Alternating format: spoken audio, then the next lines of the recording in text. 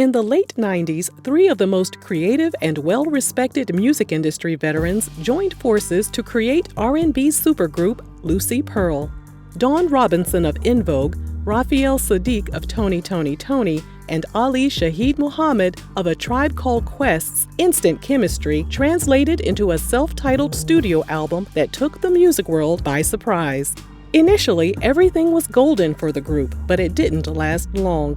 This is a story of clashing egos, a shocking lineup change, claims of jealousy, and bad contracts. Don't forget, you can gain access to this audio and one unreleased, super messy video per month on the RRG Patreon. Details are in the description box. Now, grab some popcorn and let's get into today's video.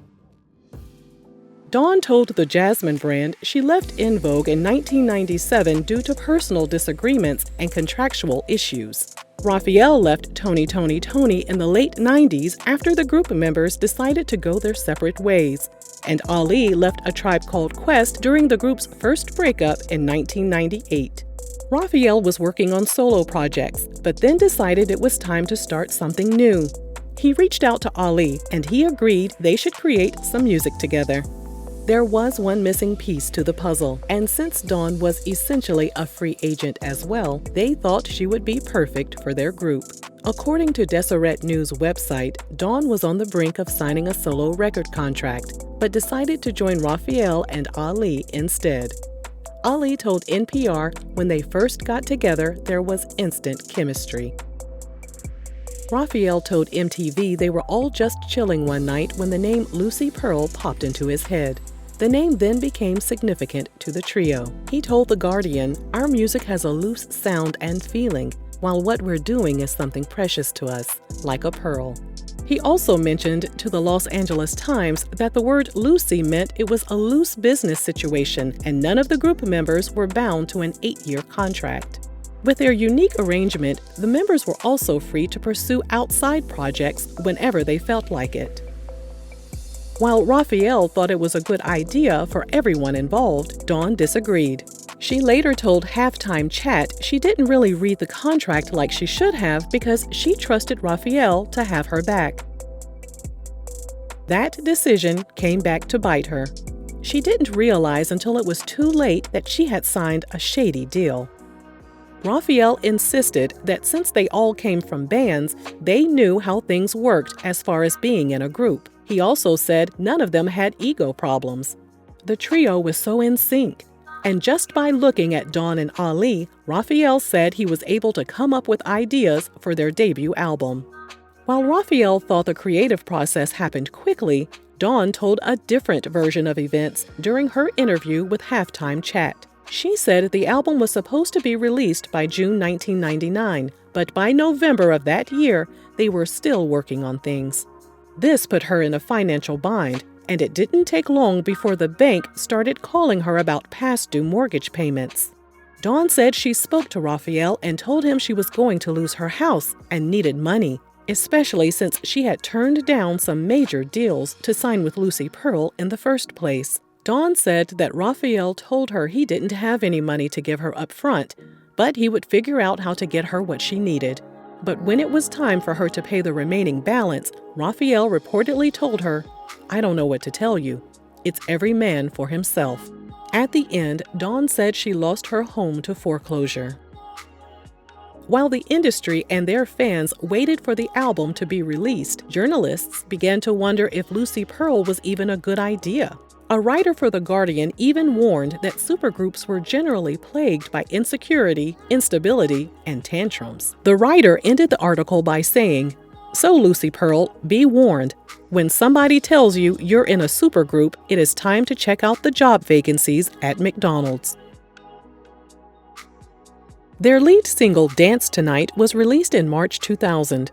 According to Billboard, the song peaked at number 11 and spent 26 weeks on the charts. The song was also featured on the soundtrack for the film Love and Basketball. Their self-titled album was released 2 months later, and it perfectly mixed elements of hip-hop, soul, classic rock, and funk. The album was certified gold, and the group was also nominated for a Grammy Award. In September 2000, they released their second single called Don't Mess With My Man, which peaked at number 36 on the Billboard charts. Lucy Pearl was on a roll.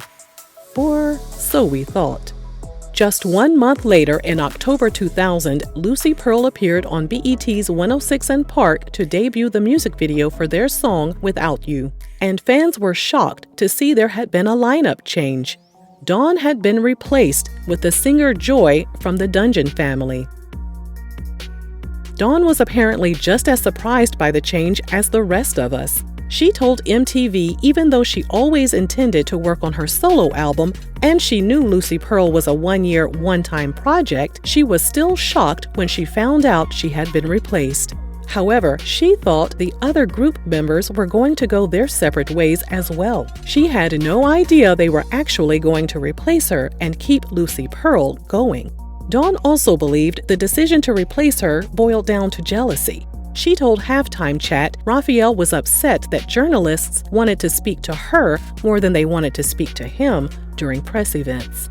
Dawn tried not to let the situation get her down. She signed with Q Records and started working on her solo album. Raphael, Ali, and Joy couldn't keep Lucy Pearl alive, though.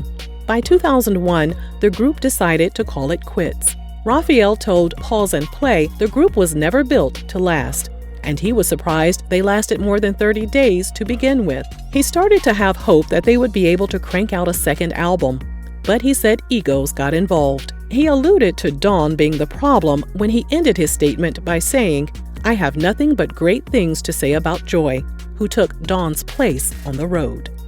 With Lucy Pearl in his rearview mirror, Raphael was looking forward to doing his own thing. There were talks of a reunion around 2009, but things went all the way left. Dawn told Essence Ali felt Raphael had done him wrong by getting involved in side deals without including him. In response, Ali filed a lawsuit against Raphael. Dawn then pointed the finger at Raphael and said he was the one who let his ego tarnish the group.